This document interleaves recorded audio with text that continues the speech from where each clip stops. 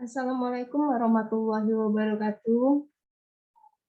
Saya Feni Aryani dengan NIM C1B020027 akan menjawab soal mengenai UTS Sistem Informasi Manajemen.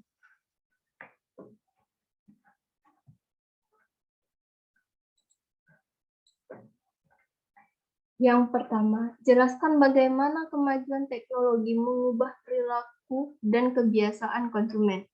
Nah, perkembangan ilmu pengetahuan dan teknologi itu merupakan hal global yang mempengaruhi hampir seluruh bidang kehidupan masyarakat. Pengaruh perkembangannya itu cukup berperan dalam merubah pola hidup masyarakat yang semula tradisional, berkembang menjadi semi-tradisional, lalu melesat menuju pola kehidupan yang modern. Kita mengidentifikasikan pola hidup modern dengan pola hidup yang praktis dan serba efisien. Statement tersebut mungkin cukup tepat untuk mendeskripsikan fenomena tersebut. Secara khusus, perkembangan teknologi itu mempengaruhi perkembangan di bidang ekonomi masyarakat. Terdapat 3 kelompok dalam kegiatan ekonomi, yaitu produsen, konsumen, dan pemerintah. Masing-masing kelompok mempergunakan kesempatan ini untuk memajukan dan memudahkan kegiatan ekonomi mereka.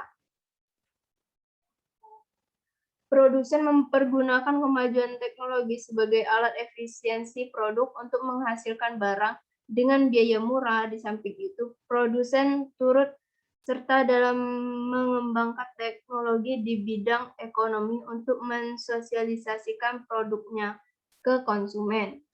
Nah, salah satunya itu kan kayak belanja online. Seperti aplikasi Shopee. Di Shopee, kita bisa menemukan banyak sekali pilihan produk dengan berbagai macam harganya yang bisa kita lihat.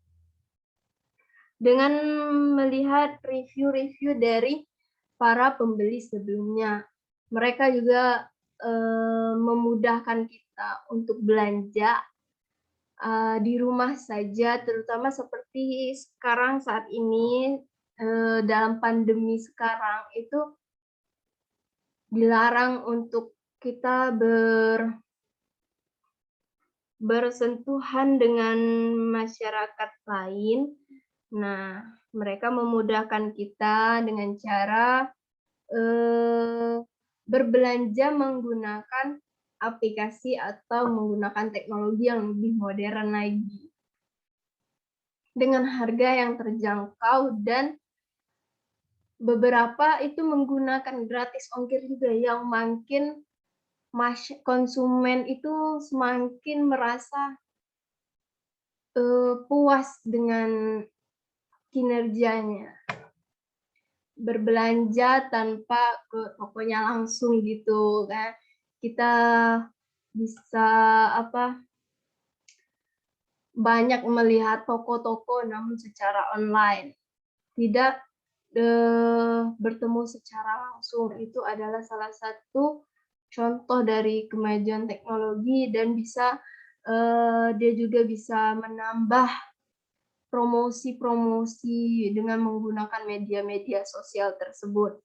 Nah, ada beberapa perilaku konsumen dalam kemajuan teknologi ini. Yang pertama, membandingkan kualitas produk dari review di internet yang tadi.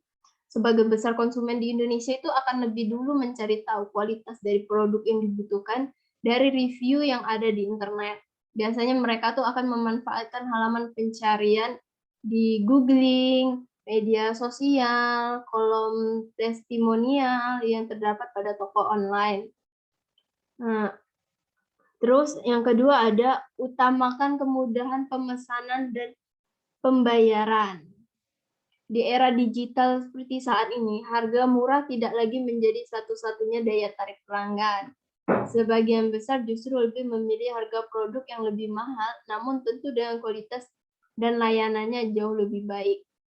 Terutama dalam hal kemudahan pemesanan dan metode pembayaran yang disediakan oleh sebuah brand, apalagi di Indonesia tren pembayaran cashless atau non-tunai tengah naik daun, secara otomatis memaksa setiap perusahaan untuk menyediakan tipe pembayar ini melalui aplikasi kasir online. Yang ketiga ada menyukai personalisasi.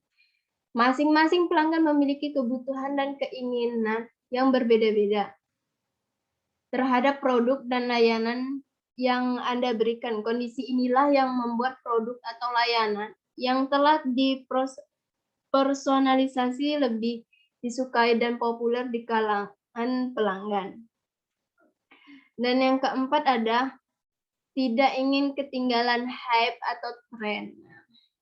Ini yang banyak sekali terjadi di zaman sekarang ya, dengan teknologi kemajuan.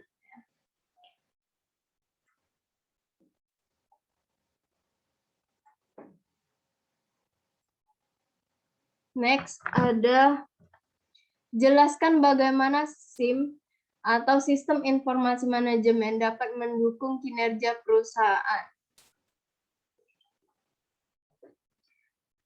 Bagi sebuah perusahaan, mengadopsi sistem teknologi dipahami mampu mempermudah pekerjaan dan pengambilan keputusan secara lebih efektif dan efisien ketika seluruh sistem yang mengelola informasi telah berjalan dengan baik, maka pencatatan dan pengambilan bisnis menjadi lebih terukur. Nah, banyak yang bertanya, apa itu sih SIM itu?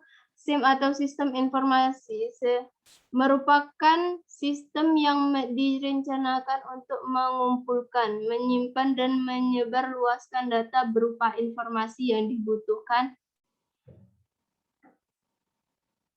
untuk melaksanakan berbagai fungsi manajemen.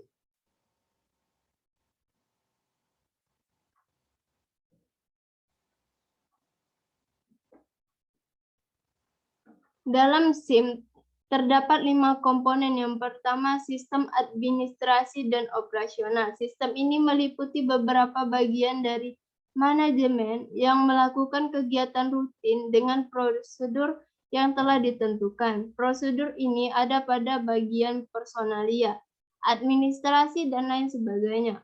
Komponen ini perlu diawasi secara teliti sebab apabila ada perubahan maka dapat diantisipasi. Yang kedua ada sistem pelaporan manajemen, yang merupakan komponen informasi manajemen yang mencakup bagian yang mana memiliki tugas utama untuk menyusun laporan kinerja baik secara periodik maupun secara rutin.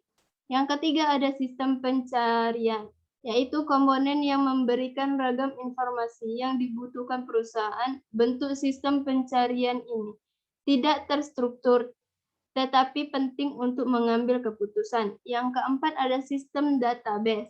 Sistem ini adalah komponen yang memiliki manfaat untuk menyimpan semua data dan informasi mengenai kegiatan dari perusahaan kalian. Yang kelima ada manajemen data, yang memberikan kepastian bahwa ragam data yang dimiliki lebih akurat, kekinian, aman, dan juga siap digunakan.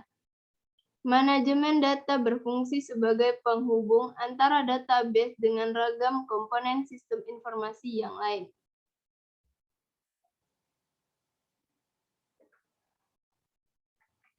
Jelaskan bagaimana etika di dalam bisnis modern.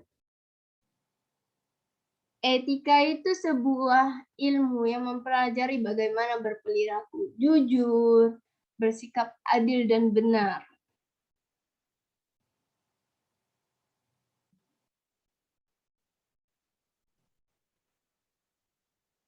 Bersikap jujur. Kejujuran itu adalah suatu nilai penting yang harus diterapkan dalam bisnis.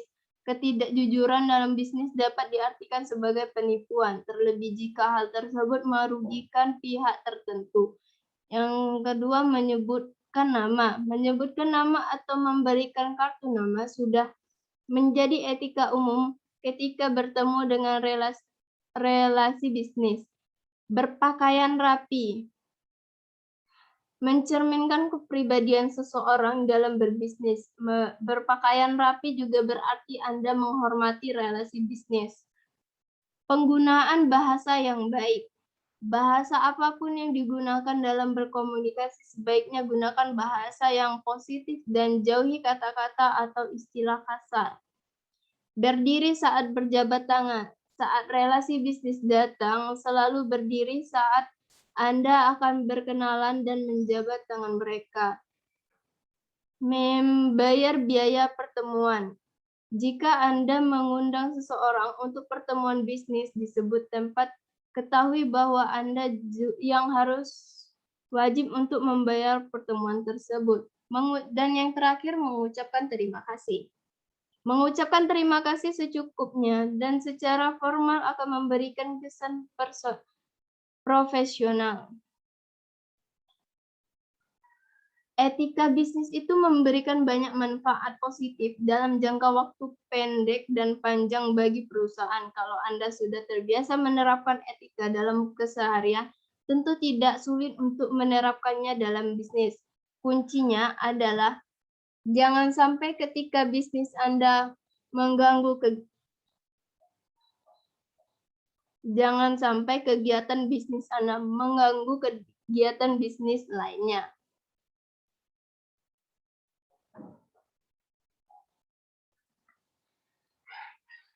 Terima kasih atas perhatiannya. Jika ada kata yang salah, saya mohon maaf. Saya akhiri dengan wassalamualaikum warahmatullahi wabarakatuh.